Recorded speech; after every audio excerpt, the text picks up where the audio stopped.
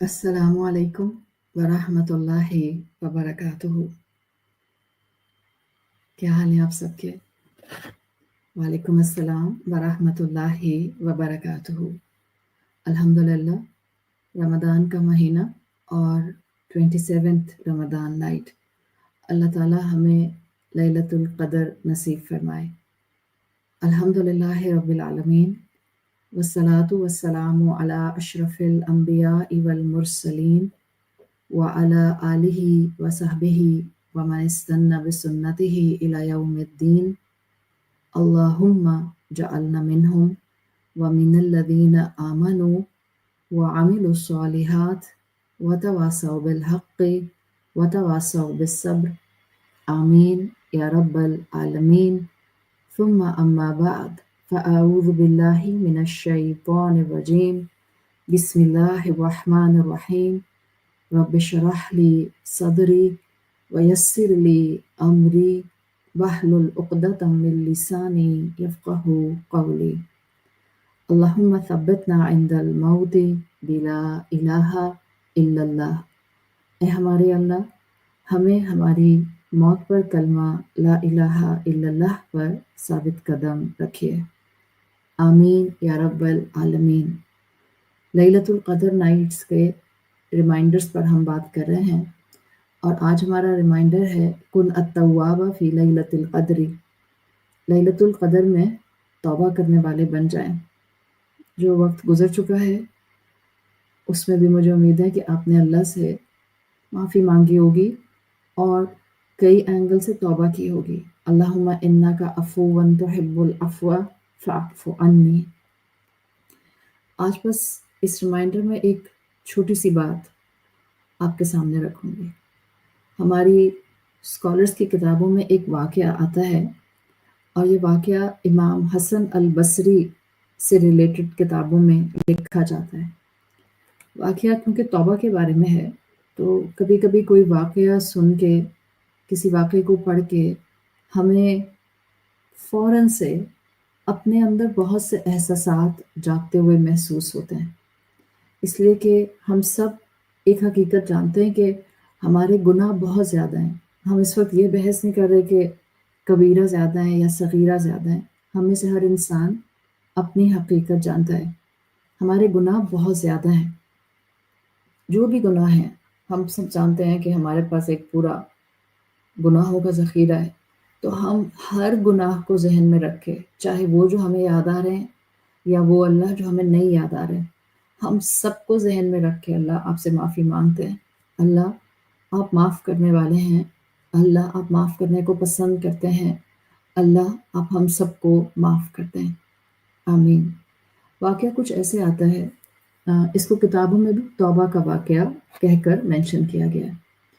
हज़रत हसन अल बसरी रहमतुल्लाह अलैह का आप समझ लें ज़माना था और जो ये स्कॉलर्स होते थे उस दौर में, ताबईन के दौर में, सहाबा के दौर में, तबा ताबईन के दौर में बहुत ज़्यादा मुसलमानों में आम था कि जहाँ मुसलमान मर्द दीन की तालीम हासिल किया करते थे, ख़वातीन भी आगे बढ़ चढ़ कर माशरे में सोशली बड़ी एक्टिव होती थी और दीन की तालीम में भी आगे आगे होती थी। तो इमाम हसन अल बसरी की एक स्टूडेंट थी जो बहुत रेगुलर आपसे इल्म सीखने के लिए आया करती थी। कहा जाता है कि बहुत इबादत गुजार खातून थी। अल्लाह की तरफ से इनके ऊपर आजमाइश ये आई कि अभी ये यंग थी कि इनके शौहर का इंतकाल हो गया। इन खातून ने अपने दिल में सोचा कि मेरा एक ही बेटा है, अगर मैंने निकाह कर लिया तो मुझे तो हस्बैंड मिल जाएगा, लेकिन ऐसा ना हो कि कहीं मेरे बच्चे की ज़िंदगी ख़राब हो जाए। जैसे जनरली माएँ सोचती हैं, तो इन खातून ने भी यही सोचा। तो इन्होंने इस सोच से शादी नहीं की कि कहीं मेरे बच्चे की ज़िंदगी ख़राब ना हो जाए। अपने बच्चे की तरबियत करती रहें। उनको एहसास था कि यही बच्चा मेरा टोटल ट्रेज़र है, यही बच्चा मेरा टोटल सरमाया है। लिहाज़ा माँ होते हुए इस औरत ने अपनी ख्वाहिशात और जज़्बात की कुर्बानी दी। हमारे माशरे में ये बहुत आम है عورتیں تکلیف دہ انوائرمنٹس میں رہتی ہیں صرف اپنی اولاد کی وجہ سے، بہت کچھ برداشت کر جاتی ہیں۔ اب ہوا یہ کہ وقت گزرنے لگ گیا، بچہ بیٹا آہستہ آہستہ بڑا ہونے لگ گیا، ماں کا اپنا یہ واحد سہارا تھا۔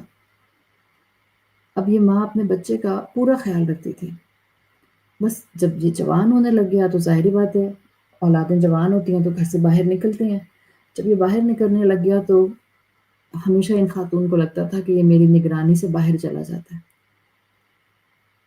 اب اللہ تعالیٰ نے ان خاتون کو مال دیا ہوا تھا، شوہر بہت سا مال چھوڑ کر انتقال کر گیا تھا، بیٹا جوان ہو گیا۔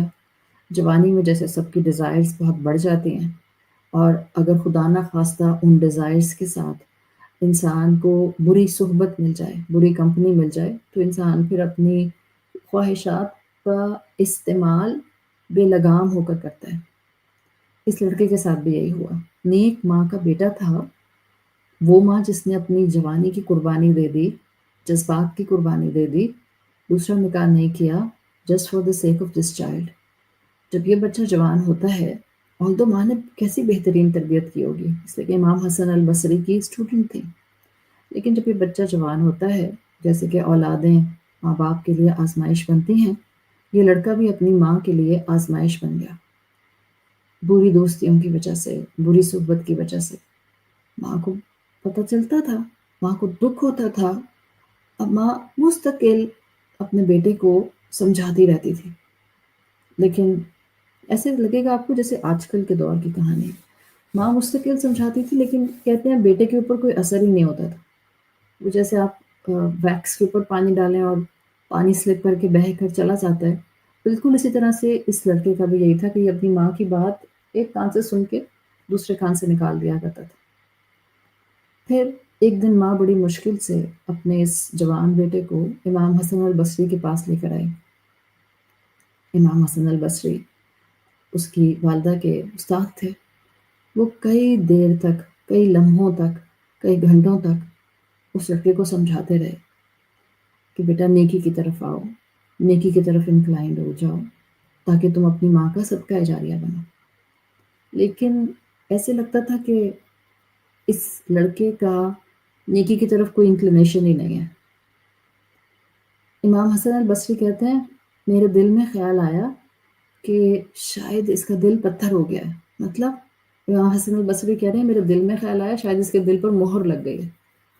آتا ہے نا انسان کو خیال، although ہمیں قرآن یہی کہتا ہے کہ ہم کسی کے بارے میں یہ نہ سوچیں کہ اللہ نے اس کے دل پر مہر لگا دی ہے، that's why he is spending a life of since, منع کیا ہے ہمیں اسلام نے، بٹ انسان ہوتے ہیں نا۔ امام حسن البصری کے دل میں خیال آیا کہ اتنی باتیں سمجھائی جا رہی ہیں، ایسا نہ ہوا ہو کہ کہیں اس کا دل ہی پتھر ہو گیا ہو، کیونکہ وہ ہر طرح سے اس کو سمجھا رہے تھے، تو ان کو خوف ہوا کہ کہیں دل پہ مہر نہ لگ گئی ہو۔ بہرحال یہ تو امام حسن البصری تھے۔ ماں تو ماں ہوتی ہے نا، ماں تو الگ ہی جذبہ رکھتی ہے باقی تمام انسانوں کے مقابلے میں۔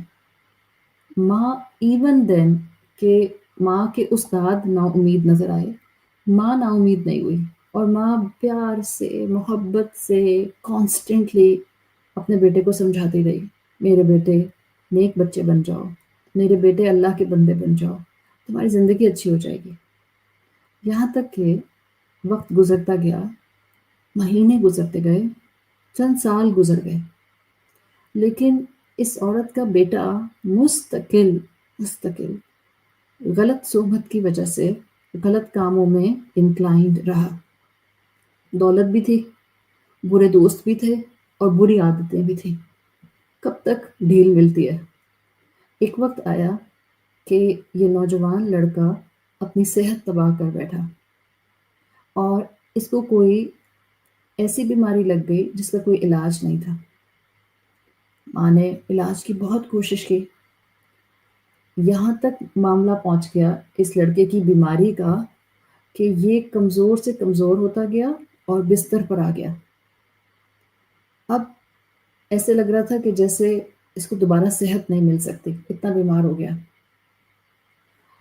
بستر پہ آنے کے بعد اٹ ایکچولی ہٹ ہم کہ شاید اب اس کو زندگی میں دوبارہ اپنے پیروں پہ کھڑا ہونے کا موقع نہیں ملے گا۔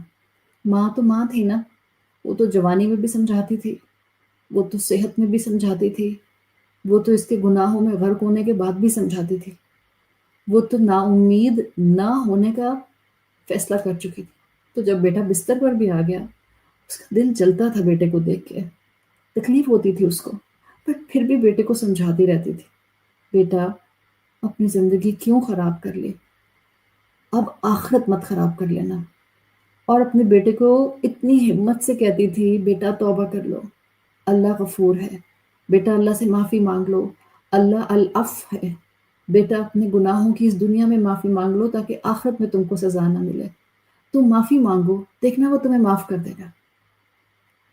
اب بیمار ہو انسان، چاہے جوان ہو لیکن بیمار ہو اور شدید بیمار ہو، اور اس کو اپنے پیروں پر کھڑا ہونے کی ہمت اور طاقت نظر بھی نہ آ رہی ہو، اور کوئی اچھا سمجھانے والا، پرخلوص سمجھانے والا سامنے موجود ہو، تو پتھر دل بھی پگھل جاتے ہیں، دلوں میں گنجائش بن جاتی ہے، انسان سوچنے پر مجبور ہو ہی جاتا ہے۔ اس لڑکے کے ساتھ بھی یہی ہوا، ماں مستقل سمجھا رہی تھی، ایسے لگا جیسے تھوڑا تھوڑا اس کے دل پر اثر ہونے لگ گیا، کہنے لگا، اچھا اماں، میں توبہ کیسے کروں؟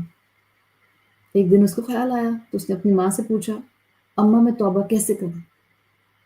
میں نے تو اتنے بڑے بڑے گناہ کیے ہیں۔ ماں نے خوشی خوشی اپنے بیٹے کو دیکھا اور اس سے کہا، میں امام حسن البصری سے پوچھ لیتی ہوں۔ بیٹا بولا، ماں اگر میں مر جاؤں تو میرا جنازہ کہنا امام حسن البصری پڑھائیں گے۔ ماں کو تو جیسے آپ کہتے ہیں نا کہ ایک طرف خوشی اور ایک طرف غم۔ خوشی اس بات کی تھی کہ بیٹے نے توبہ کی بات کی ہے، شاید بیٹے کو اللہ تعالیٰ نے موقع دے دیا، اور غم اس بات کا تھا کہ میرا بیٹا اس وقت بستر پر لگا ہوا ہے اور بیمار ہے اور اپنے پیروں پہ چل بھی نہیں سکتا۔ تو ماں امام حسن البصری کے پاس آئی، امام حسن البصری کے پاس گئی تو وہ اس وقت کھانا کھا رہے تھے، انتظار کرنے لگے۔ جب وہ کھانا کھا کے فارغ ہوئے تو ایسے لگ رہا تھا کہ جیسے ہی از بٹ ٹائرڈ، کلاسز لیتے ہوں گے، درس چلتے ہوں گے، محفل چلتی ہوگی، یا اپ کمنگ ٹائم میں انہوں نے کرنا ہوگا، تو ایسے لگ رہا تھا کہ جیسے ابھی کھانا کھانے کے بعد ان کو آرام کرنا ہے۔ ماں نے اجازت چاہی اس عورت نے جو ان کی شاگرد تھی کہ میں ملنا چاہتی ہوں، اور جب گئی ان کے پاس تو ان سے کہا کہ امام صاحب میرا بیٹا بہت بیمار ہے اور ایسے لگ رہا ہے کہ جیسے آخری لمحوں میں ہے، امام صاحب وہ توبہ کرنا چاہتا ہے، آپ میرے گھر میرے ساتھ چلیں۔ اب آپ ذہن میں رکھیں کہ امام صاحب اس سے پہلے اس لڑکے سے مل چکے تھے اور اسے بارہا سمجھا چکے تھے، اور کئی کئی گھنٹوں سمجھانے کے باوجود بھی ان کو کوئی پھل نظر نہیں آتا تھا۔ تو اب جب اس عورت نے آ کے پھر سے کہا کہ میرا بیٹا بہت سخت بیمار ہے اور توبہ کرنا چاہتا ہے، آپ میرے ساتھ چلیں، تو امام حسن البصری کہتے ہیں کہ مجھے لگا جیسے مجھے یہ لڑکا دھوکہ دے رہا ہے اور اپنی ماں کو بھی دھوکہ دے رہا ہے، یہ ضائع کرے گا وقت اپنا بھی اور میرا بھی۔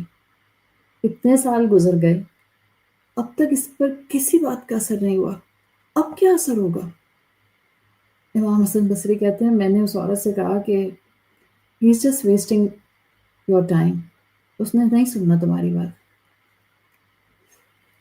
اس کی ماں نے کہا کہ اس نے تو مجھے یہ بھی کہا ہے امام صاحب کہ اگر میرا انتقال ہو جائے تو میرا جنازہ امام حسن البصری پڑھائیں۔ امام حسن البصری کہتے ہیں، بڑا دکھ سے انہوں نے یہ واقعہ ڈسکرائب کیا ہے، sense like in the writing, کہ میں نے اپنی شاگرد سے کہا کہ میں اس کا نماز جنازہ نہیں پڑھاؤں گا، اور تو ہمیں کبھی کبھی لگتا ہے نا یقین نہیں آتا کہ انہوں نے ایسے کہا ہوگا، پر اللہ تعالیٰ کبھی ہمیں بہت کچھ دکھانا چاہتے ہیں، واللہ عالم کہ واقعی میں کتنی سچائی ہے اور کتنی نہیں ہے، but it's in the books. کہتے ہیں میں نے سوچا کہ میں اس کا جنازہ نہیں پڑھاؤں گا، کیوں؟ آگے دلیل بھی دے رہے ہیں، اس لیے کہ میں نے سوچا کہ اس نے تو خود کبھی 5 وقت کی نماز نہیں پڑھی، میں اس کا نماز جنازہ کیوں پڑھاؤں؟ یہ تو امام حسن بصری کی شاگرد تھی نا، اور ٹیچر کے ساتھ کیا بحث کرنی، چپ کر گئی، روتے روتے پورے راستے اپنے گھر واپس آ گئی۔ گھر واپس آئی تو بیٹا انتظار کر رہا تھا، کس لیے؟ اس نے توبہ کرنی تھی نا، بیٹا انتظار کر رہا تھا۔ جب ماں سامنے نظر آئی اور دیکھا کہ ماں تھوڑا سا چہرہ بھی اترا ہوا ہے، سیمس لائک روئی ہے. تو ماں سے بیٹے نے پوچھا، اماں امام حسن البصری کیا نہیں آئے؟ تو ماں نے صاف کہہ دیا، بیٹا انہوں نے آنے سے انکار کر دیا. یہ بات سن کر اس لڑکے کے دل پر شدید غم کی چوٹ لگی اور بولنے لگا. اس نے اپنی ماں سے کہا، اماں میری ایک بات سن لیں. ماں نے بولا، بیٹا کیا ہے؟ کہا، میری وصیت یہ ہے کہ جب میری جان نکل جائے تو سب سے پہلے اپنا دوپٹہ میرے گلے میں ڈالنا، میری لاش کو کتے کی طرح صحن میں گھسیٹنا، جیسے کہ مرے ہوئے کتے کی لاش گھسیٹی جاتی ہے. ماں نے پوچھا، وہ کیوں؟ کہا، اماں اس لیے کہ دنیا والوں کو پتہ چل جائے کہ جو اپنے رب کا نافرمان اور ماں باپ کا نافرمان ہوتا ہے اس کا انجام کیا ہوتا ہے. پھر کہنے لگا، ماں مجھے قبرستان میں نہیں دفنانا. ماں نے کہا، وہ کیوں؟ اس نے کہا، مجھے اسی صحن میں اپنے گھر کے دفن کر دینا. ماں نے کہا، کیوں؟ اس نے کہا کہ کہیں ایسا نہ ہو کہ میرے گناہوں کی وجہ سے قبرستان کے مردوں کو تکلیف پہنچے. دل ٹوٹ گیا تھا نا، اور احساس ہو رہا تھا کہ شاید میں اب اس سٹیج پر ہوں کہ اللہ بھی مجھے توبہ کا موقع نہیں دے رہا. ہم سب جانتے ہیں نا کہ توبہ قبول ہونے کا بھی ایک وقت ہوتا ہے. اگر وہ وقت گزر جائے پھر توبہ کرنے کا موقع نہیں ملتا.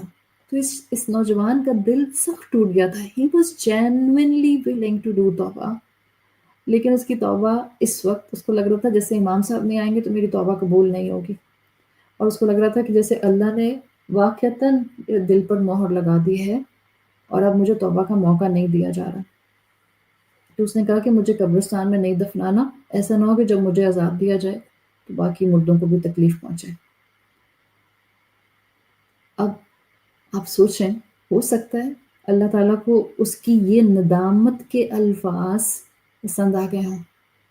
اللہ کو تو ہماری ندامت پسند آتی ہے، اللہ کو ہماری فقیری پسند آتی ہے، اللہ کو ہمارا اس کے سامنے جھک جانا پسند آتا ہے، اللہ کو ہمارا اپنے گناہوں کا اعتراف کرنا اس کے سامنے پسند آتا ہے. اب کیا ہوا؟ اللہ کے حکم سے فرشتے آئے اور اس عورت کے بیٹے کی روح قبض ہو گئی. ابھی روح نکلی ہی تھی، ابھی ماں آنکھیں بند ہی کر رہی تھی کہ دروازے پر ناک ہوا. اس عورت نے روتی ہوئی آواز میں پوچھا، کون ہے؟ جواب آیا، حسن البصری. فوراً یہ عورت ہمت کر کے خود کو گیدر کر کے اٹھی، دروازہ کھولا اور امام صاحب سے پوچھا، امام صاحب آپ کیسے؟ امام صاحب نے کہا، میں تمہیں تو انکار کر کے تھوڑی دیر کے لیے اپنے حجرے میں آرام کرنے کے لیے سو گیا تھا. میں نے خواب دیکھا، اینڈ اٹ واز لائک کہ خواب میں جیسے میں اللہ سے بات کر رہا ہوں، اور جیسے مجھے یہ کہا گیا، واللہ عالم کون تھا، بٹ جیسے مجھے یہ کہا گیا، اللہ نے مجھ سے فرمایا یا مجھے یہ کہا گیا، حسن بصری تو میرا کیسا ولی ہے، میرے ایک ولی کا جنازہ پڑھنے سے انکار کرتا ہے. آپ سوچیں، جن کو ہم گناہ گار سمجھتے ہیں، ہمیں کیا معلوم ہو اللہ کو ان کے کن لمحوں کی اخلاص پسند آ جائے. زندگی گناہوں میں گزری ہو، لیکن اگر کوئی انسان سچے دل سے توبہ کر لے وہ تو اللہ کا ولی ہو سکتا ہے. اللہ اس کے لیے جنت اسائن کر سکتا ہے، اللہ اس کے پچھلے گناہوں کو کمپلیٹلی معاف کر سکتا ہے. یہی تو مانگنے کی رات ہے، توبہ توبہ توبہ. مانگے مغفرت، مانگے بخشش، وہ بخشنے پر آئے تو اپنے خزانوں کے دروازے کھول دیتا ہے. امام حسن البصری کو آواز آئی خواب میں کہ حسن البصری تو میرا کیسا ولی ہے، میرے ایک ولی کا جنازہ پڑھنے سے انکار کرتا ہے. امام حسن کہتے ہیں، میں سمجھ گیا. اس عورت سے کہا، میری آنکھ کھلی اور میں سیدھا آپ کے پاس آیا ہوں، اس لیے کہ میں سمجھ گیا، مجھے اندازہ ہو گیا کہ اللہ نے آپ کے بیٹے کی توبہ قبول کر لی ہے. اور پھر امام حسن البصری نے اس نوجوان کا نماز جنازہ پڑھایا. آپ سوچیں اللہ کتنا کریم ہے، اللہ کتنا رحیم ہے کہ مرنے سے چند لمحوں پہلے جب ایک بندہ شرمندہ ہوتا ہے، چند دن پہلے جب ایک بندہ شرمندہ ہوتا ہے اور وہ شرمندگی میں توبہ کرتا ہے، اللہ اپنے بندوں کو معاف کر دیتا ہے، اللہ اپنے بندوں کے گناہوں کو کمپلیٹلی ڈھانپ لیتا ہے، چھپا لیتا ہے، اللہ اپنے بندے کو شرمندگی سے بچا لیتا ہے، اللہ آخرت کی رسوائیوں سے بچا لیتا ہے۔ یہ ہے اللہ تعالیٰ۔ اگر ہم واقعتاً اپنے رب سے معافی مانگتے ہیں، اگر ہم واقعتاً اپنے گناہوں کو جانتے ہیں، اگر اللہ کی رحمت سے ہمیں رمضان اور لیلۃ القدر نصیب ہو گیا ہے، اپنے گناہوں کو یاد کریں، اللہ کے سامنے روئیں اور معافی مانگیں۔ یہ رات ہے مانگنے کی، یہ رات ہے معافی مانگنے کی۔ ٹھیک ہے دنیا بھی مانگیں، ٹھیک ہے دنیا کا حسنہ مانگیں، ٹھیک ہے اپنے اولاد کی، مسلمان امت کی، اپنی زندگی کی، اپنے گھر والوں کی خیر مانگیں، نعمتیں مانگیں، سکون مانگیں، آزمائشوں سے آزادی مانگیں، but simultaneously please don't forget to ask his forgiveness۔ معافی مانگیں اس سے، یہ معافی مانگنے کی رات ہے۔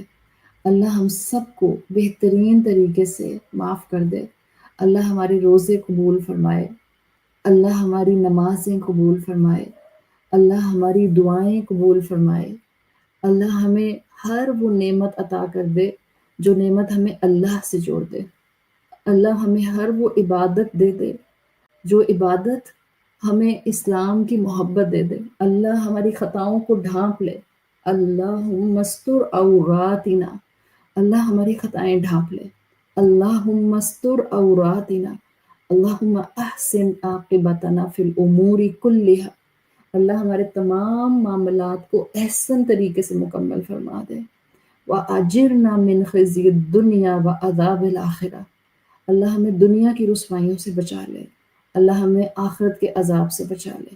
اللہم انی اسألک العافیۃ فی الدنیا والآخرہ، اللہ ہم دنیا اور آخرت کی عافیت مانگتے ہیں۔ اللہم انی اسألک العفو والعافیہ، اللہ ہم سوال کرتے ہیں آپ سے عافیت کا بھی اور معافی کا بھی۔ اللہم استر عوراتی، اللہ ہمارے گناہوں کو ڈھانپ لے، اللہ ہمارے گناہوں کو ڈھانپ لے، اللہ ہمیں معاف کر دے، اللہ ہمارے لیے اس رات کا نصیب ہونا لکھ دے، اللہ ہمیں بخشش عطا فرما دے۔ اللہم صلی علی محمد وعلی آل محمد، یا اللہ ہمیں لیلۃ القدر نصیب فرما، ہمارے روزے قبول فرما، ہماری توبہ قبول فرما، ہمیں اور ہماری اولادوں کو فتنوں سے محفوظ رکھ، آنے والے سال میں ہمیں خیر عطا کر دے، آنے والے سال میں آزمائشوں سے محفوظ رکھ، دجال کے فتنوں سے محفوظ رکھ، شیطان کے شر سے محفوظ رکھ، نفس کی خواہشات سے محفوظ رکھ، وہ خواہشات جو آپ کا نافرمان بنا دیں، اللہ ہمیں توبہ کرنے والا بنا دے آج بھی اور اپنی آخری سانس تک۔ اللہ ہمیں موت نہ آئے مگر اس حال میں کہ ہم اپنے انجام سے راضی ہوں اور اللہ آپ ہم سے راضی ہوں۔ اللہ ہمیں موت پر کلمہ نصیب فرما، اللہ ہمیں شہادت کی موت نصیب فرما، اللہ ہمیں صدیقین اور شہداء اور صالحین کے درمیان میں اٹھا، اللہ ہمیں بغیر حساب کے جنت میں داخل فرما، اللہ ہمیں جنت الفردوس عطا فرما، اللہ اپنی رحمت سے ہم سب کو بخش دے۔ اللہم اغفر لنا، اللہم اغفر لنا، اللہم اغفر لنا، سبحانک اللہم و بحمدک، نشہد ان لا الہ الا انت، نستغفرک و نتوب الیک۔ جزاک اللہ خیرا۔ السلام علیکم ورحمۃ اللہ وبرکاتہ۔